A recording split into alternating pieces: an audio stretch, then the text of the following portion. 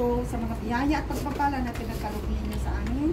Sa mga sandaling ito at tayo manawari maging masunurin kami sa inyong usan.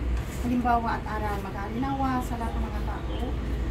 Sa aming magkakapatid at gayon din sa loob at labas ng templong ito, ang mabuting pagsasamahan, kababalog o kapayapaan. Ngayon at magpakilanman. Amen. Amen.